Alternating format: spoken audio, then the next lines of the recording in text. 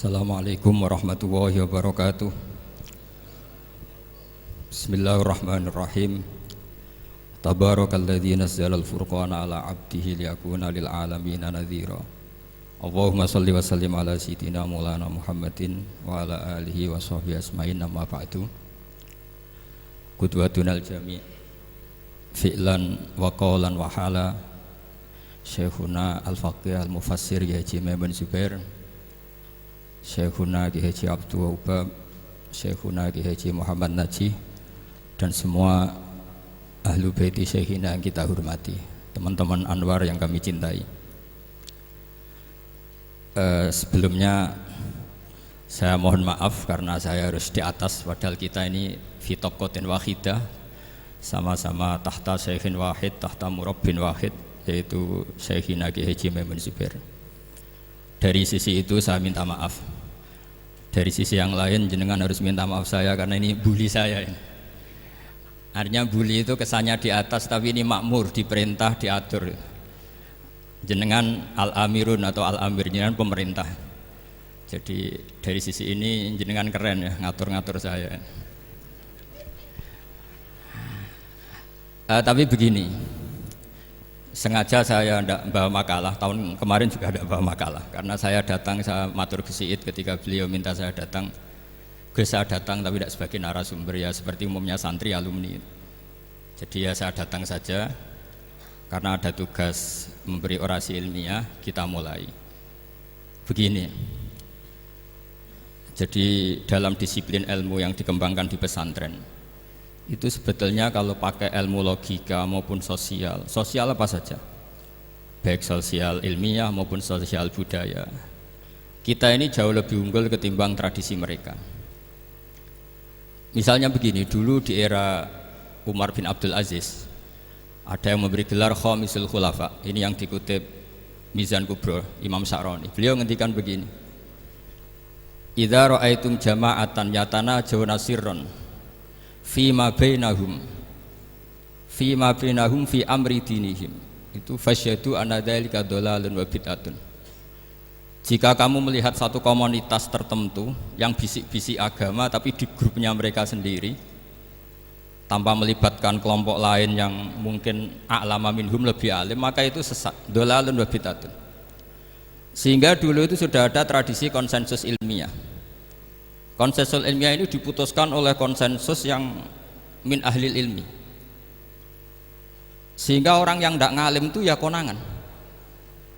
Kalau sekarang nggak pati konangan, tahu-tahu ada orang nggak jelas juntrungannya punya majelis tafsir yang bisa saja cindil tikus itu halal, hanya karena berdasar dalil, misalnya kula ajitu fima uhiya ilayya muharraman ala ta'imi yat'amuhu illa yakuna maitatan aw damam masfuhan aw lahma khinzir, sehingga dianggap yang halal itu banyak, yang haram hanya 3.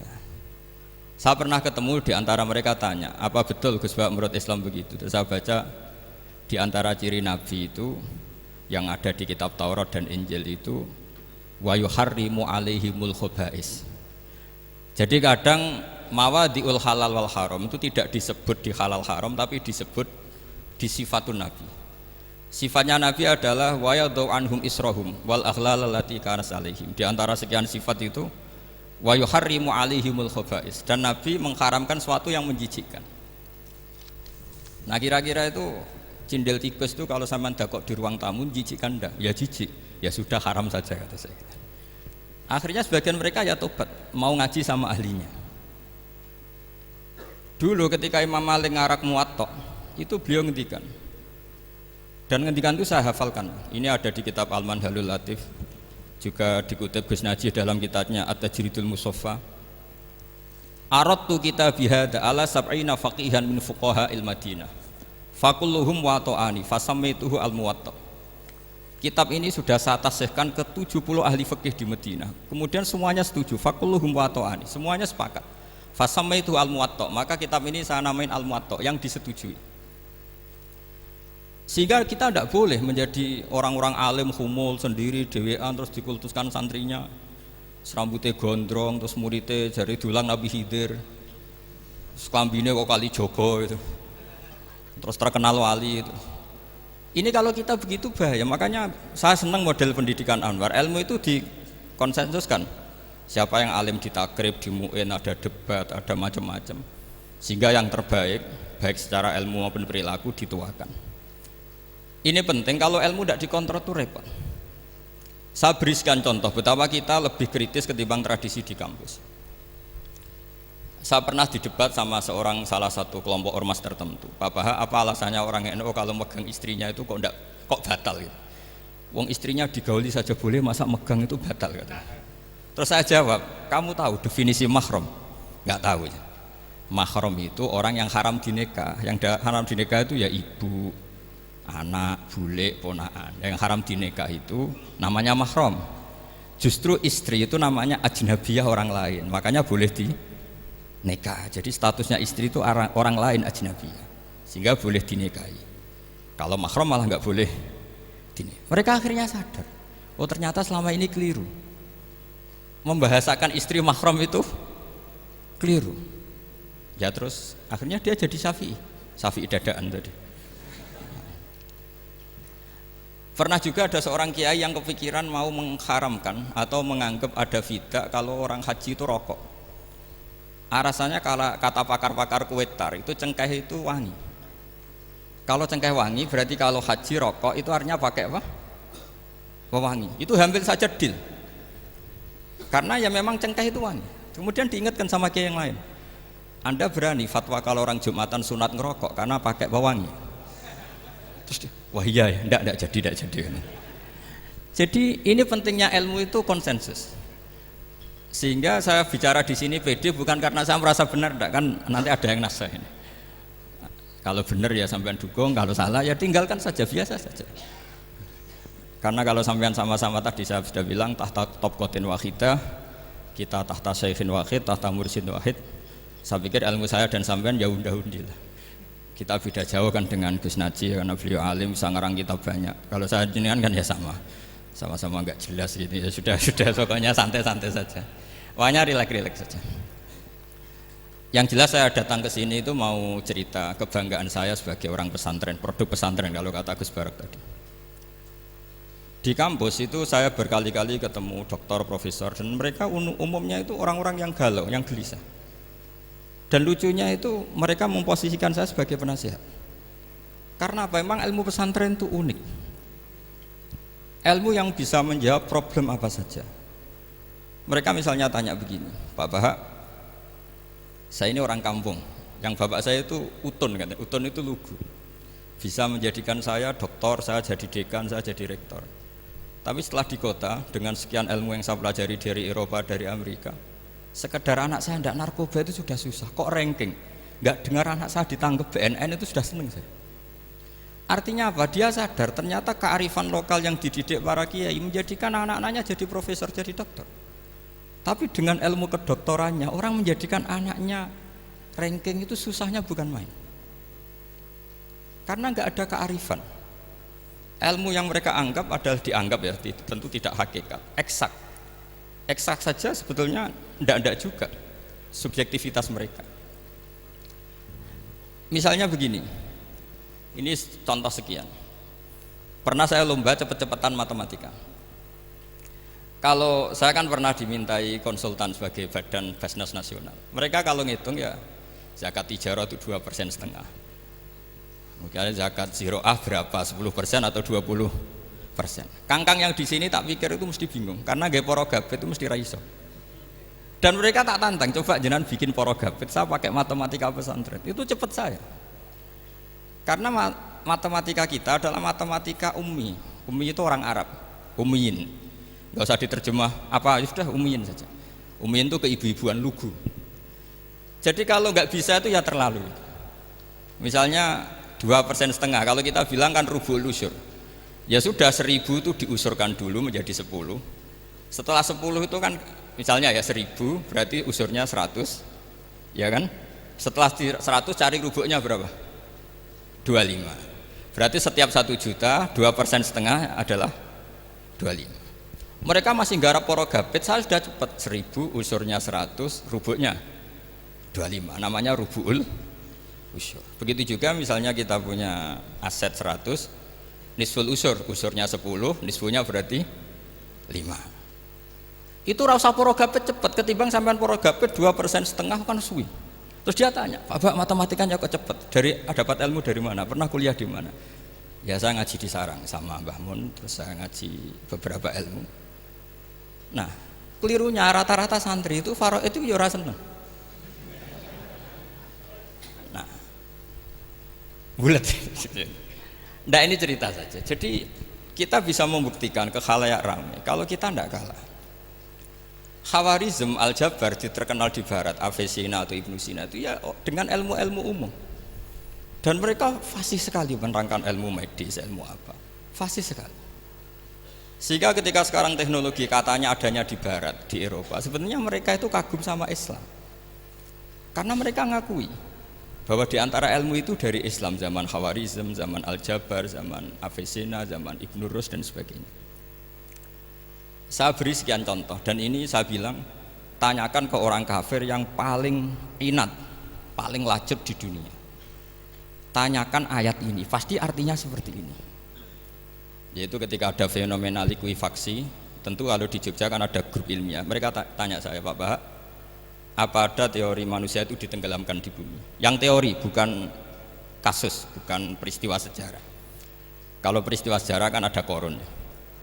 Saya ditanya gitu terus saya jawab, aamin tuman fis sama ayakhsifa bikumul ardo fa idza hiya tamur. Apa kamu merasa aman di dunia sementara pengendali langit, man fis sama itu pengendali langit. Ya siapa saja, bisa malaikat atau bisa Allah, man sing kudratu fis sama, itu ahli tafsir beda pendapat. Yang enggak beda yang enggak pernah nafsiri gitu. Jadi yang enggak beda karena enggak pernah nafsiri. Ayak sifabikumul ardo, bahwa bumi ini bisa ditenggelamkan. Faidah ya tamur, ya memang bumi itu bisa meleleh. Terus saya memberi sekian argumentasi. Kalau kamu katakan justifikasi ilmiah karena kadung Islam dan kadung pegangan Quran, mungkin Anda akan bilang saya ini justifikasi, nyari pembenaran secara syariah. Tanyakan ke ahli lughat yang non muslim, maknanya ayat itu tetap seperti itu. Begitu juga misalnya ayat wal ardi dzatis sodq, dan bumi yang berkarakter bisa retak. Sodqun itu retak. Dulu kita hanya punya contoh, misalnya biji-bijian jagung yang lembek, yang lemah, dan bumi yang keras, atau ketela atau bengkoang itu. Ternyata dengan segala kelemahan ini, biji-bijian ini bisa merekah, dan buminya yang ngalah memberi ruang. Dulu ulama hanya nyontohkan tadi. Misalnya kalkhinto apa saja yang bisa bumi mengalah dengan proses tumbuhnya tanaman. Tapi itu kan qaulul mufassir. Kenangan saya ngaji ya, makanya saya bangga sekali sebagai murid beliau. Saya memberi gelar beliau al-faqih al-mufassir. Faqih betul karena beliau putra Mbah Zubair yang ma'ruf bil fiqhi. Dan al-mufassir beliau itu murid Said Alawi yang ngarang takriran Faidul Khabir itu dengan Habib Muhsin Al-Musawa itu. Ini penting, sanad kita ini penting, dan kita insya Allah sebagai murid tidak akan merusak sanad itu. Dan yang merusak sanad itu gurunya alim, baik guru alim terus kita bodoh itu merusak sanad itu. Saya masih ingat didawi Mbah Mun, wong jagoan merusak sanad. Ibnu Hajar Al-Asqalani ngalim-ngalimi wong, di murid Zakaria Al-Ansori, beliau di murid Ibnu Hajar terus di murid Fathul Mu'in. Jadi kiai nak di murid ngalim itu yo isin katanya. Nah kita berlomba-lomba supaya gak ngisin-ngisinin kiai. Ya ini kan kompetisi. Kalau gak kasih alim ya ngaku alim saja lah supaya ya nggak apa-apa. Artinya ya cukup lah kalau di daerah masing-masing kan. Saya pernah sama satu temen itu, Gus kula wis ngalim kok iso. Kula niku tiyang Sragen. Urip kula teng kaki Joko Samudra. Jadi kok kula ngeten iki pun alim. Ketika dia nakal dan pengurus nyurati orang tuanya memberitahu kalau anaknya nakal, dia tenang saja. Tak tanya, kenapa kamu tenang? Bapakku buta huruf. Jadi pengurus nyurati itu ya tenang saja dia, karena dia tahu orang tuanya itu buta huruf. Kok nikmat urip kok kowe nggih, saya najar. Ya tapi insya Allah barokatuh Syekhina semua itu tetap berkah.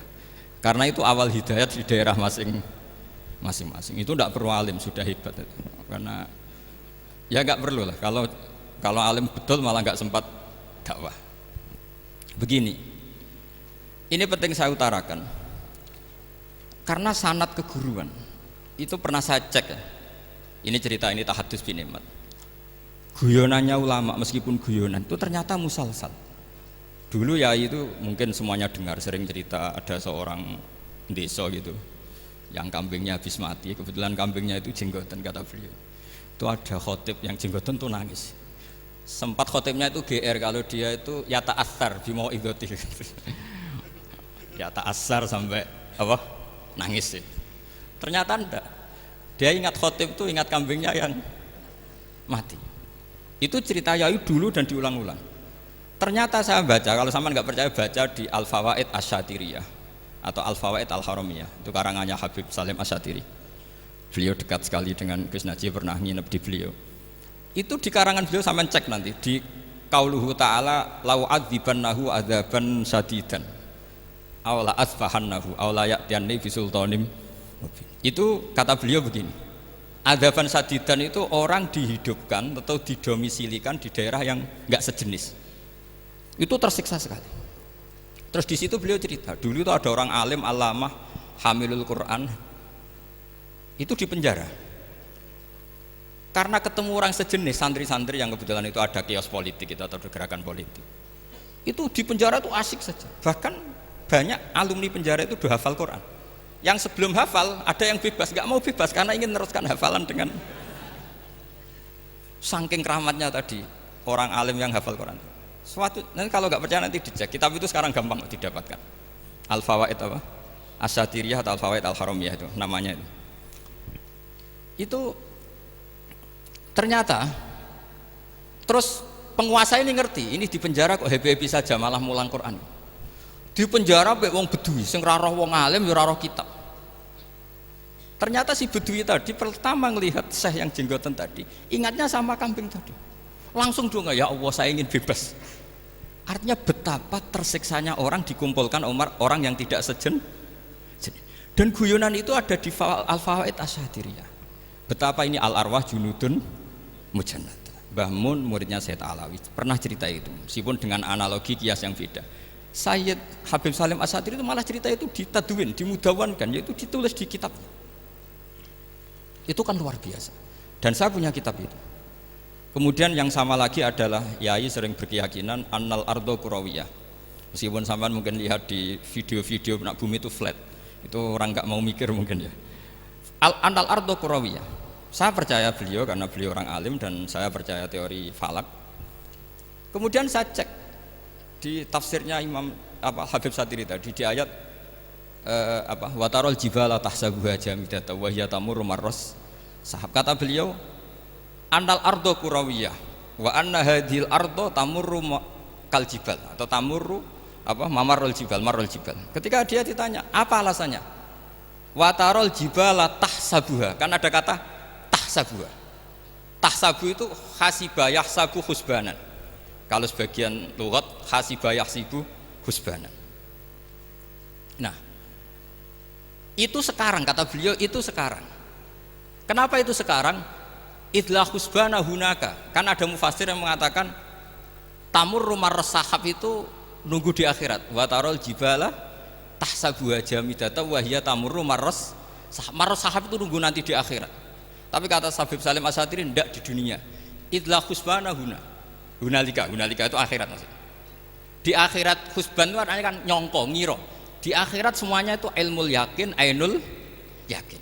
Jadi kalau tahsabuha pasti di dunia karena adanya husban dugaan hanya ada di dunia.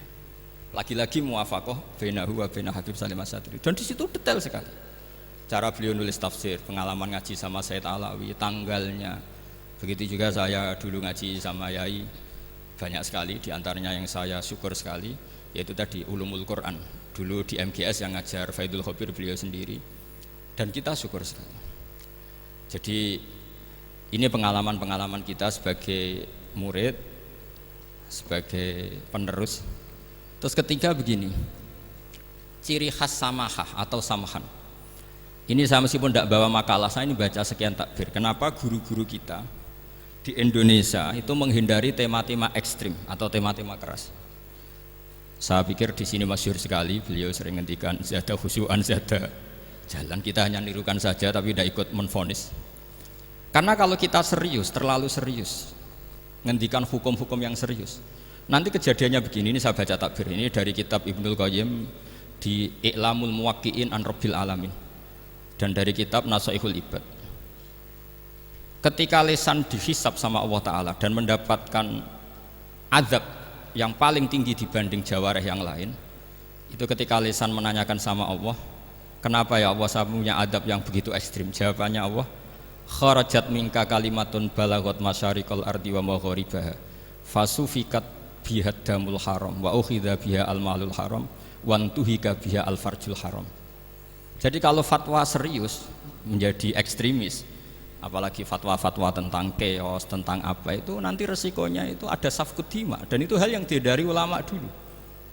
Kamu jangan pernah fatwa dengan meluncurkan satu kalimat yang dengan kalimat itu bisa saja sufika biha adamul haram, orang-orang yang nggak perlu mati harus terbunuh dan sebagainya dan sebagainya.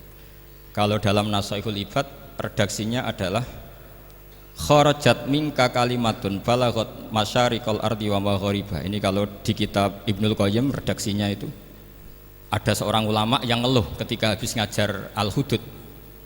Ha anadza, kata beliau, yuta'allamu minni ma tudrabu bihir riqab wa tuta'u bihil furuj wa tu'khadhu bihil huquq.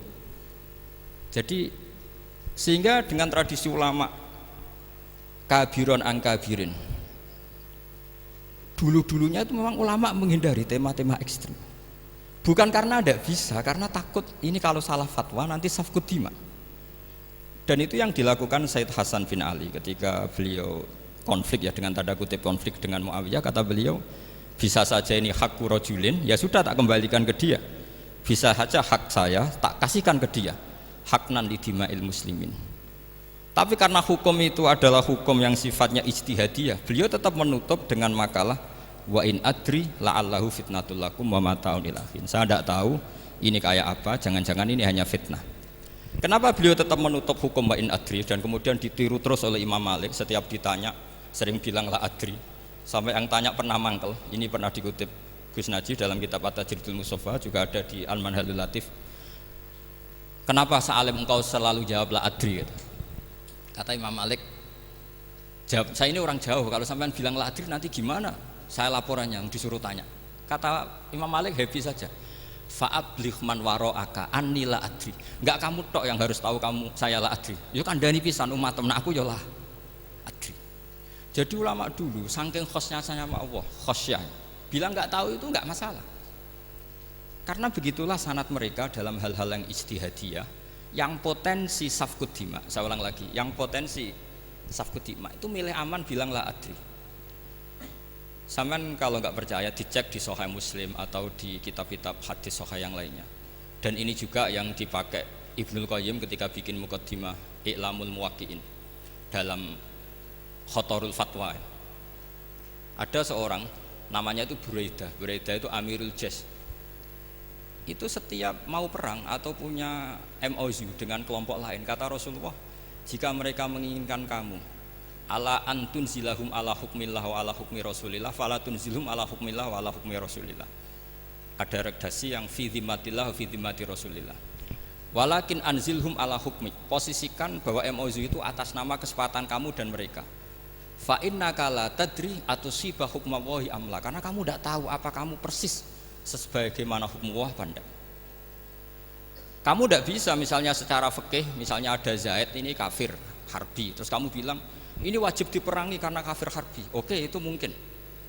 Tapi masalahnya bisa saja khusus Zaid ini ada sunnatullah, ada ilmu Allah yang mau diberi hidayat sehingga ada perlakuan khusus. Sampai lihat dalam Asra Badrin, itu yang ketangkap di Asra Badrin itu kan semuanya kafir harbi. Ini alhamdulillah ini beliau rawuh.